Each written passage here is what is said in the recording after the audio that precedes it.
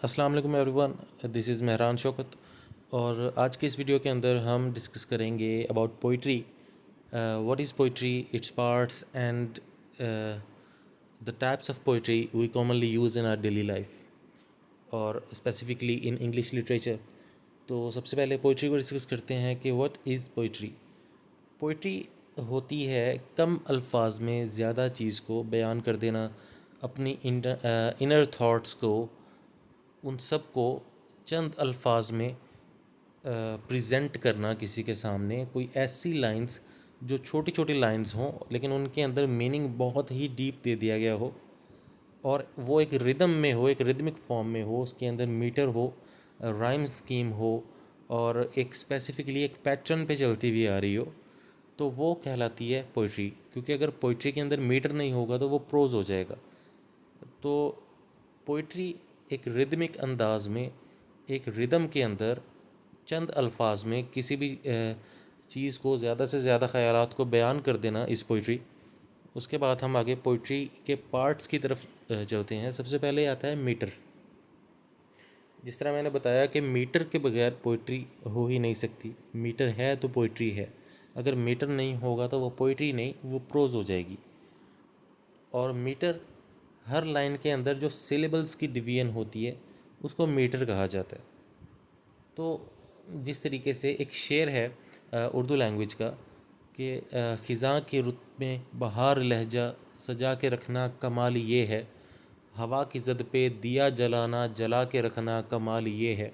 तो ये सिलेबल्स की डिवीजन आ रही है कि ख़िज़ां की रुत पे बहार लहजा सजा के रखना कमाल ये है, सिलेबल्स की डिवीजन है। तो that is what is meter. आपने आयम्बिक पेंटामीटर का नाम सुना होगा। तो आयम्बिक पेंटामीटर जो शेक्सपियर यूज़ किया करता था, एक्चुअली में ब्लैंक वर्ड्स में जो यूज़ होता है, तो उसके अंदर एक लाइन के अंदर 10 सिलेबल्स होते हैं। 5 उनमें से वॉइस्ड होते हैं, 5 अनवॉइस्ड होते हैं। पेंटा 5 को कहते हैं, पेंटामीटर। तो वो जो 5 वॉइस्ड 5 अनवॉइस्ड हैं, उसी 5 की वजह से उसको पेंटा कहा गया है।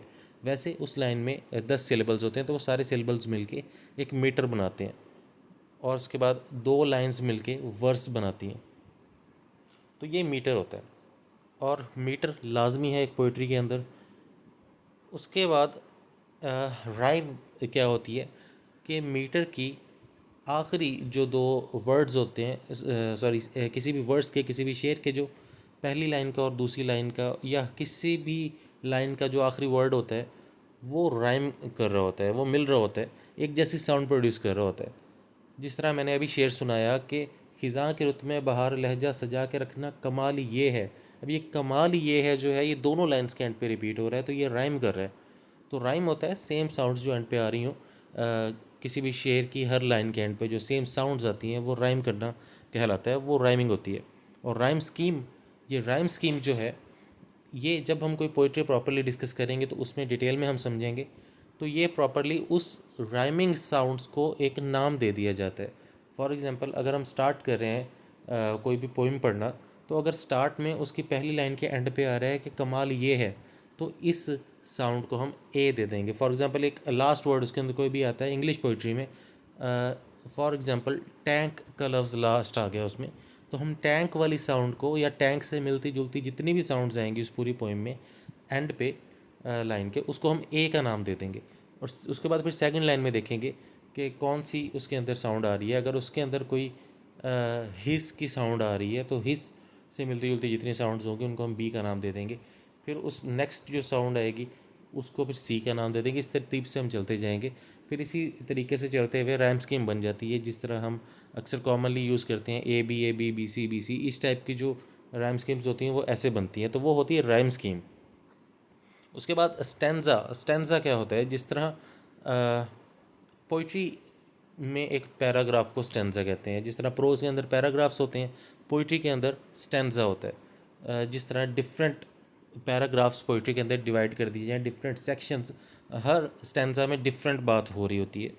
ऑल्दो मेन थीम एक ही चल रही है लेकिन उसमें बात डिफरेंट हो रही है। जिस तरह ओड टू वेस्ट विंड अगर हम पी.बी. शैली की पढ़ें, तो उसके अंदर फर्स्ट स्टेंजा के अंदर वो डेड लीव्स की बात कर रहे हैं, सेकंड स्टेंजा के अंदर वो समुद्री तूफ़ान की बात कर रहे हैं, थर्ड स्टेंजा के अंदर वो क्लाउड्स वगैरह और ऐसी चीज़ों की बात कर रहे हैं, लास्ट स्टेंजा के अंदर जाके वो सब कुछ कंक्लूड कर देता है, अपनी अंदर की इनर थॉट्स बताता है सारी। तो इस तरीके से मेन चीज़ वही चल रही है, ode to west wind, main theme उसकी, कि वेस्ट विंड एक रेवोल्यूशन की तरह आती है, लेकिन स्टेंजास के अंदर उसकी डिफरेंट सब कॉन्सेप्ट चल रहे हैं। तो वो होता है स्टेंजा। अब बेसिकली टोटल पोइट्री के अंदर 4 किस्म के स्टेंजास जो हैं वो फेमस समझे जाते हैं। सबसे पहला है टर्जा रिमा। टर्जा रिमा एक 3 लाइन के स्टेंजा को कहते हैं, एक ऐसा स्टेंजा जिसके अंदर 3 लाइन्स हों। तो ये टर्जा रिमा की सबसे बेहतरीन एग्जांपल है इटालियन पोइट डांटे एलिगेरी, जिसकी एक फेमस राइटिंग है डिवाइन कॉमेडी। तो वो उसकी जो डिवाइन कॉमेडी राइटिंग है वो टर्जा रिमा की परफेक्ट एग्जांपल है। और उसमें टर्जा रिमा में, जैसे मैंने बताया, 3 लाइन का स्टैंजा होता है। उसके बाद राइम रॉयल। अब ये राइम रॉयल जो है ये चौसर ने इंट्रोड्यूस करवाया था, ये स्टैंजा टाइप। इसमें 7 लाइनें होती हैं, 7 लाइन स्टैंजा कहलाता है राइम रॉयल। ये भी याद रहे कि इंग्लैंड में सबसे पहले चौसर ने ही हीरोइक कपलेट भी इंट्रोड्यूस करवाया था, वो हम आगे जाके डिस्कस करते हैं। तो राइम रॉयल जो है ये चौसर ने इंट्रोड्यूस करवाया है और इसमें ये 7 लाइन स्टैंजा होता है। उसके बाद ओटावा रिमा, ये 8 लाइन स्टैंजा होता है, 8 लाइनों का स्टैंजा। उसके बाद स्पेंसेरियन स्टैंजा, नाम से पता लग रहा है कि एडमंड स्पेंसर ने इंट्रोड्यूस करवाया, जिसने फेरी क्वीन, शेफर्ड्स कैलेंडर और इस तरह की काफ़ी फेमस राइटिंग्स लिखी। तो स्पेंसेरियन स्टैंजा जो है इसमें 9 लाइन्स होती हैं, 9 लाइनें होती हैं। तो ये स्टैंजा के कुछ टाइप्स हैं। उसके बाद पैरोसोडी। पैरोसोडी क्या होता है? पैरोसोडी ये काफ़ी दफ़ा पीपीएससी में पूछा भी जा चुका है। तो study of meter and rhyme is known as prosody. Meter या राइम की स्टडी को, एक्चुअली पोइट्री के पार्ट्स की स्टडी को पैरोसोडी कहते हैं। अब उसके बाद कपलेट की बात हो रही है। कपलेट हम कहते हैं 2 लाइन स्टैंजा को। कपल से निकला है ये जोड़ा, कपल। तो कपल से कपलेट निकला है, 2 लाइन का जो स्टैंजा होता है उसको हम कपलेट कहते हैं। 2 तरह के कपलेट्स होते हैं, हीरोइक कपलेट और क्लोज्ड कपलेट। हीरोइक कपलेट एक सिंपल आम कपलेट होता है, आयम्बिक पेंटामीटर में लिखा जाता है ये। लेकिन इसको हीरोइक इसलिए कहते हैं क्योंकि सबसे पहले ये ग्रीक लैंग्वेज में जो हीरोइक पोइट्री हुआ करती थी, जिसमें वॉरियर्स दिखाए जाते थे, जंगें वगैरह दिखाई जाती थी, उसको हीरोइक पोइट्री हम कहते हैं। तो उसके अंदर सबसे पहले ये कपलेट यूज़ हुआ था, इसलिए वहाँ से ये नाम चलता हुआ आ रहा है हीरोइक कपलेट का। और जैसा कि मैंने बताया, इंग्लैंड में हीरोइक कपलेट को इंट्रोड्यूस करवाने वाला बंदा जॉफ्रे चौसर था। उसके बाद क्लोज्ड कपलेट। क्लोज्ड कपलेट को इंग्लैंड में इंट्रोड्यूस करवाने वाले इंसान का नाम एडमंड वॉलर था, जो कि मेटाफिज़िकल पोइट्स में आया। प्योरिटन एज हमने डिस्कस की थी, उसमें भी आप देख सकते हैं एडमंड वॉलर जो कि मेटाफिज़िकल पोइट्स में था, उसने क्लोज्ड कपलेट इंट्रोड्यूस करवाया था। और ये क्लोज्ड कपलेट क्या होता है कि 2 लाइंस का स्टैंजा है कपलेट, जैसा कि हमें पता है 2 लाइंस का स्टैंजा, 2 लाइन स्टैंजा होता है। अब इसके दोनों लाइंस के एंड पे फुल स्टॉप होता है, मतलब कि दोनों लाइंस में सेंटेंस कंप्लीट हो रहे हैं। पहली लाइन में अलग सेंटेंस कंप्लीट हो रहा है, दूसरी में अलग कंप्लीट हो रहा है, तो उसको हम क्लोज्ड कपलेट कहते हैं। उसके बाद अब सोनेट जो होती है, सोनेट का हमें पता है वो 14 लाइन पोइम होती है, एक 14 लाइन्स की पोइम। अब जो सोनेट पेट्रार्क ने इंट्रोड्यूस करवाई थी, इटालियन जो ऑथर था पेट्रार्क, उसने जो इंट्रोड्यूस करवाई थी, और वही जो इंग्लिश में ट्रांसलेट की, वही स्टाइल जो इंग्लैंड में लेके आया थॉमस वाइट सोनेट का। 14 लाइनों के पोएम को हम सोनेट कहते हैं। तो जो स्टाइल पेट्रार्क ने यूज़ किया और वो स्टाइल जो थॉमस वाइट इंग्लैंड में लेके आया, उसकी डिवीजन जो सोनेट की होती थी, पहली 8 लाइन होती थी, उसके बाद 6 लाइन्स होती थी। मतलब पहली 8 लाइन्स एक ही फ्लो में लिखी हैं, उनमें एक बात हो रही है, अगली 6 लाइनों में दूसरी बात हो रही है। तो पहली 8 लाइनों को ऑक्टेव कहा जाता था, ऑक्टा 8 को कहते हैं, और आखिरी 6 लाइनों को सेस्टेट कहा जाता था। लेकिन इसके बाद शेक्सपियर ने जो सोनेट्स लिखी, 154 सोनेट्स उसने लिखी थी, जो कि उसकी एक ब्लैक लेडी और एक मिस्टर WH को उसने एड्रेस की हुई हैं अपनी सोनेट्स, हमने डिस्कस किया था ये। तो उसकी जो शेक्सपियरियन सोनेट्स थी, इसने सोनेट का उसका तरीका बदल दिया। अब इसने 8 और 6 नहीं किया, पहली 8 में एक बात, आखिरी 6 में एक बात नहीं की। इसने 3 क्वार्टरेंस और एक कपलेट रखा। क्वार्टरेंस क्वार्टर से निकला है, मतलब 4 लाइन के 3 स्टैंजाज, ये हो गई 12 लाइन्स, और एंड पे एक कपलेट होता था। तो इस तरीके से 14 लाइन्स शेक्सपियर ने पूरी की। तो यहाँ पे क्वार्टरेन का मतलब है 4 लाइनें, ऑक्टेव का 8 लाइनें, सेस्टेट का 6 लाइनें।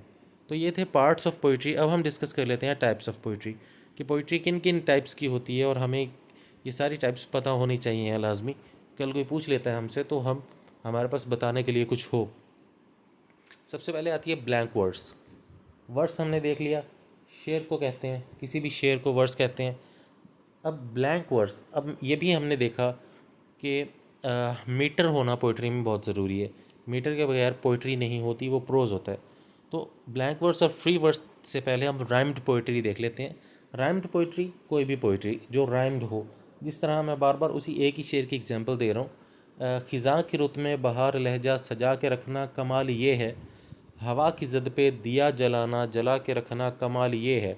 अब ये जो दो लाइंस हैं, इनमें मीटर बिल्कुल सेम है दोनों लाइंस में, सिलेबल की डिवीजन बिल्कुल A to Z सेम है, और एंड पे दोनों राइम स्कीम भी इनकी सेम है, दोनों राइम भी सेम कर रहे हैं। तो ऐसी वर्ड्स जिसमें दोनों लाइनों में मीटर भी सेम हो और एंड पे राइम स्कीम भी सेम हो, वो होती है राइम्ड पोइट्री। और अगर मीटर सेम है दोनों लाइनों में लेकिन एंड पर राइम स्कीम चेंज है, दोबारा मैं बता देता हूँ कि अगर मीटर सेम है दोनों लाइनों में लेकिन एंड पे राइम स्कीम चेंज है, तो वो ब्लैंक वर्स होती है, जो मिल्टन ने पैराडाइज लॉस्ट में यूज़ की थी, वो ब्लैंक वर्स होती है। और अगर एंड पे राइम स्कीम नहीं है और मीटर भी कंसिस्टेंट नहीं है, इनकंसिस्टेंट है, मीन्स के मीटर के बगैर तो पोइट्री हो नहीं सकती, मीटर लाजमी है, लेकिन मीटर सेम नहीं आ रहा, मीटर दोनों लाइनों में चेंज होता आ रहा है, तो वो फ्री वर्स कहलाती है। तो ये चीज़ थोड़ी सी हमें समझनी पड़ेगी। सबसे पहले होती है राइम्ड पोइट्री, उसमें राइम स्कीम भी होती है और मीटर भी सेम होता है, राइम भी सेम है, मीटर भी सेम है। उसके बाद आती है ब्लैंक वर्स, सॉरी, उसमें मीटर सेम है, मीटर कंसिस्टेंट आ रहा है, एक जैसा मीटर आ रहा है, लेकिन राइम स्कीम चेंज है। फिर आती है फ्री वर्स, जिसमें मीटर भी चेंज है, मीटर है ज़रूर लेकिन चेंज है दोनों लाइनों में, और एंड पे राइम स्कीम भी उनकी चेंज है, तो वो कहलाती है फ्री वर्स। अब उसके बाद आती है epic, most important type of the poetry. Epics, epic एक लॉन्ग पोइम होती है, एक बहुत लंबी पोइम होती है। हमने रेप ऑफ द लॉक जब पढ़ी है, उसके अंदर भी हमने कम्प्लीटली कैरेक्टरिस्टिक्स को देखा था एपिक के। तो एक बहुत लॉन्ग पोइम होती है, लॉन्ग मीन्स 10-12 बुक्स में लिखी जाती है, और इसका स्टाइल नैरेटिव होता है, एक स्टोरी बताने वाला स्टाइल होता है इसका, नरेशन वाला। उसके बाद इसमें गॉड्स और गॉडेसेस दिखाए जाते हैं, इसमें वॉरियर्स दिखाए जाते हैं, कोई बड़ी बड़ी जंगें दिखाई जाती हैं। इसका स्टाइल जो है ग्रैंड होता है, मोस्टली ब्लैंक वर्ड्स में लिखी जाती है ये। और उसके बाद इसके अंदर प्रिपरेशन ऑफ हीरो दिखाई जाती है, हीरो किस तरीके से तैयार हो रहा है जंग के लिए, और स्टार्ट में इन्वोकेशन ऑफ म्यूज़, एक म्यूज़ को इन्वोक किया जाता है। तो ये सारी की सारी चीज़ें एपिक में होती हैं। और मॉक एपिक इसी एपिक ट्रेडिशन को मॉक कर देना होता है। वो अगर रेप ऑफ द लॉक वाली वीडियो आप देखें तो उसके अंदर आपको कम्प्लीटली आइडिया हो जाएगा कि what is mock epic. Gods और गॉडेसेस, जिस तरह रेप ऑफ द लॉक है वो परफेक्ट एग्जांपल है मॉक एपिक की। रेप ऑफ द लॉक जो कि अलेक्जेंडर पोप ने लिखी थी 1712 में, तो वो rape of the lock perfect example है मॉक एपिक की। तो सारी की सारी एपिक ट्रेडिशन को उसमें मॉक किया जाता है, फ़नी एपिक कह सकते हैं हम उसे। उसके बाद नैरेटिव पोइट्री होती है। नैरेटिव पोइट्री एक ऐसी होती है जो नरेशन स्टाइल में लिखी जाती है और बहुत लंबी नहीं होती, शॉर्ट ही रखी जाती है, लेकिन इसमें कोई ना कोई स्टोरी बता दी जाती है, तो वो नैरेटिव स्टाइल होता है, नैरेटिव पोइट्री। उसके बाद है हाइकू। ये हाइकू जो है ये एक जापानीज़ स्टाइल है पोइम लिखने का। ये 3 लाइन की कंप्लीट पोइम होती है। 3 लाइन के स्टैंजा को हमने पीछे डिस्कस किया था, वो टर्जा रिमा होता है जो कि डांटे की डिवाइन कॉमेडी में था। ये 3 लाइन की कंप्लीट पोइम है, पोइम में ही 3 लाइनें हैं, तो ये हाइकू कहलाती है। और इसके बारे में ये फेमस है कि ये टोटल पोइम में 17 सिलेबल्स होते हैं, 17 सिलेबल होते हैं। पहली लाइन में 5 होते हैं, दूसरी में 7 और तीसरी में फिर 5 होते हैं, तो वो कहलाती है हाइकू। उसके बाद है एक्रोस्टिक पोइट्री। एक्रोस्टिक पोइट्री वो पोइट्री होती है जिसकी फॉर एग्जांपल अगर 8 लाइनों की या 10 लाइनों की पोइम है, तो हर लाइन का पहले पहले वर्ड का पहला लेटर अगर हम लें तो वो सबको तरतीब से देखें तो वो कोई वर्ड बन जाएगा। फॉर एग्जांपल फर्स्ट लाइन अगर किसी वर्ड से स्टार्ट हो रही है, जो वर्ड ए से शुरू होता है, दूसरा पी से, तीसरा पी से, चौथी लाइन जो वो एल से स्टार्ट हो रही है, उसके बाद 5वीं लाइन जो वो ई से स्टार्ट हो रही है, तो A P P L E वो पहले लेटर हम मिलाएं तो एप्पल बनेगा। कोई वर्ड बन जाता है फर्स्ट लेटर उठा के अगर मिलाएं तो वो कहलाती है एक्रोस्टिक पोइट्री। तो आई होप ये क्लियर हो गया होगा आपको। उसके बाद आती है पेस्ट्रल पोइट्री। पेस्ट्रल मीन्स चिरागाह शेफर्ड्स की लाइफ के ऊपर जो होता है, चरवाहों की लाइफ के ऊपर, वो होती है पोइट्री जो चरवाहों की लाइफ पे, देही लाइफ के ऊपर, रूरल लाइफ के ऊपर लिखी जाती है, उसको पेस्ट्रल पोइट्री कहते हैं। सोनेट के बारे में हमने डिस्कशन कर ली कि वैसे इटली के पेट्रार्क ने इंट्रोड्यूस करवाई थी सोनेट्स, लेकिन इंग्लैंड में थॉमस वाइट ने इंट्रोड्यूस करवाई थी। उसके बाद एलिजी कहते हैं मर्सिया, किसी की डेथ पे जो एक सैड पोएम लिखी जाती है वो एलिजी कहलाती है। काफ़ी मशहूर एलिजीज़ हैं हिस्ट्री में। चौसर ने अपने फ्रेंड की वाइफ की डेथ पे लिखी द बुक ऑफ डचेस अपने फ्रेंच पीरियड में। चौसर की डेथ पे इसी के एक सक्सेसर ने लिखी थी, थॉमस ऑकलीव ने, द रेजिमेंट ऑफ प्रिंसेस के नाम से। मैथ्यू आर्नल्ड ने 2 एलिजीज लिखी थी, रग्बी चैपल और थैरसिस। टेनिसन ने इन मेमोरियम लिखी थी आर्थर हेलम की डेथ पे। शैले ने एडोनिस लिखी कीट्स की डेथ पे। तो काफ़ी सारी, जो मिल्टन ने लेसिडास लिखी एडवर्ड किंग की डेथ पे, अपने फ्रेंड की डेथ पे। तो काफ़ी सारी एलिजीज जो हैं वो हिस्ट्री में पाई जाती हैं। तो एलिजी कहते हैं मर्सिया, किसी की डेथ पे कोई सैड पोएम लिख देना। और पेस्ट्रल एलिजी जिस तरह पेस्ट्रल पोइट्री हमने देखा शेफर्ड्स की लाइफ पे लिखी जाती है, तो ये किसी शेफर्ड की डेथ पे लिखी जाती है पेस्ट्रल एलिजी। मिल्टन ने जो लेसिडास लिखी एलिजी, वो एक पेस्ट्रल एलिजी है। उसके बाद आता है ओड, ये भी पोइट्री की एक टाइप है। ओड एक्चुअली किसी भी चीज़, किसी भी फीलिंग, किसी भी एहसास, वो चीज़ चाहे फिज़िकल हो या एब्स्ट्रैक्ट हो, उसकी तारीफ़ बयान की जाती है ओड में। ओड के 3 पार्ट्स होते हैं।